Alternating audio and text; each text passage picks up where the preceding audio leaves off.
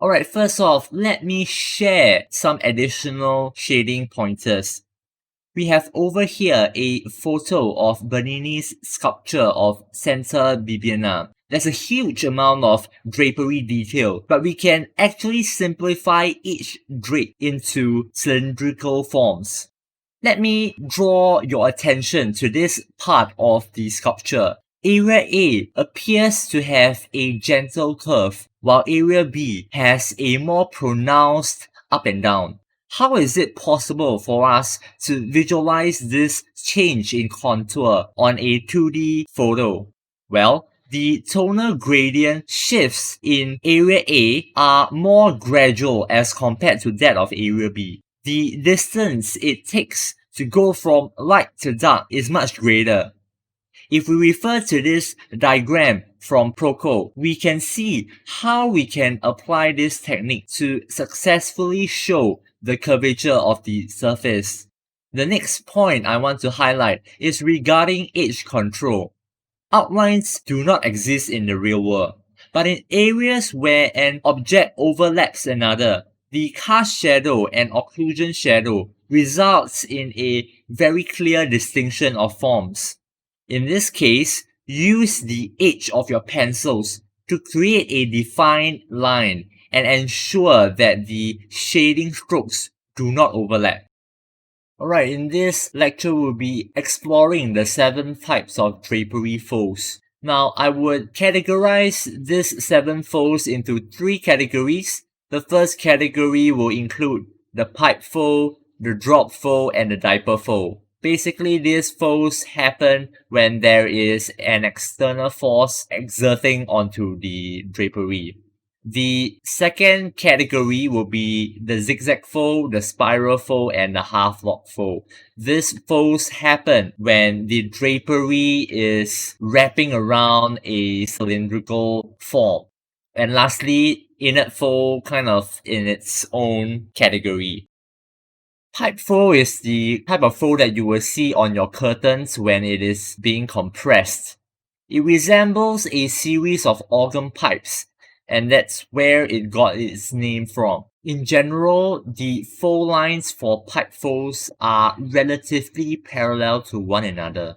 There are 2 varieties of pipe folds, relaxed and stretched. For the relaxed pipe folds, these folds form when the fabric falls freely from a condensed area like this. The stretched pipe folds forms when the fabric is being pulled on 2 sides.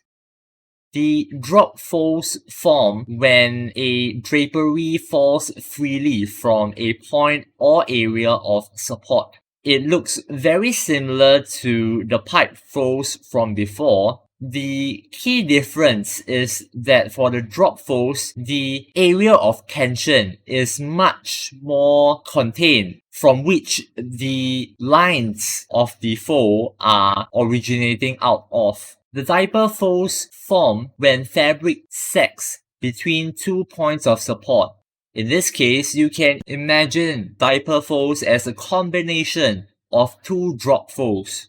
The folds form in directions that radiate from each point of tension and meet between them. The low point of the sag, where each folds meet the other, may curve or bend sharply. The degree of the bend or curve depends on the amount of slack and the character of the fabric. The crisper the fabric, the more angular the sag will look. For exercise 1, let's spend some time to draw and shade this diaper fold. Take note that this particular diaper fold also includes 2 drop folds by the side. You may use the diagram on the left as sort of a guide, but please draw based on the drawing in the center of the page. Spiral folds result from drapery condensing around cylindrical forms, such as a sleeve around an arm.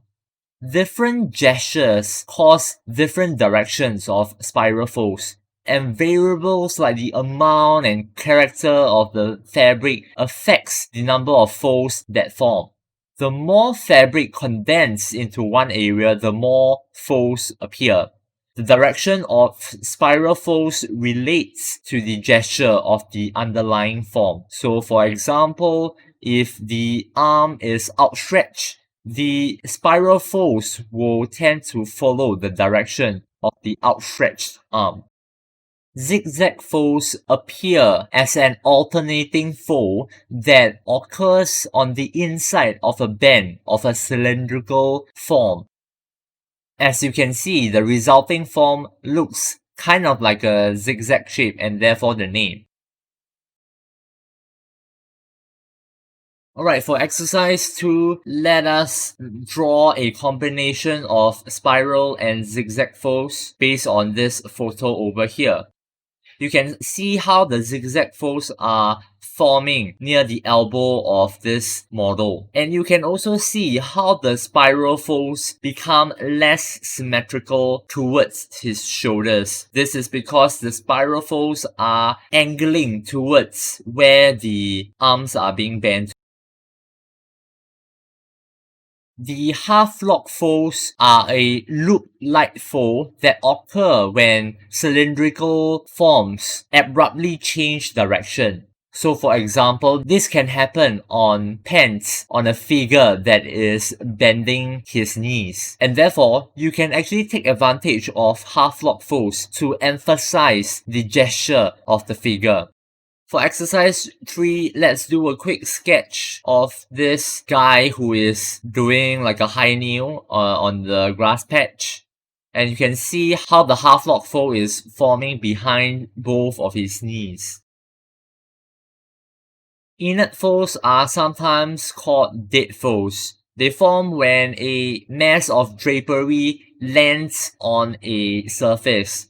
The resulting fold will look somewhat random, and even if you draw it slightly wrong, no one will be able to tell. Take note that sometimes, because of this randomness, there might be other types of fold that exist within this inert fold. For exercise 4, let's take some time to draw this inert fold.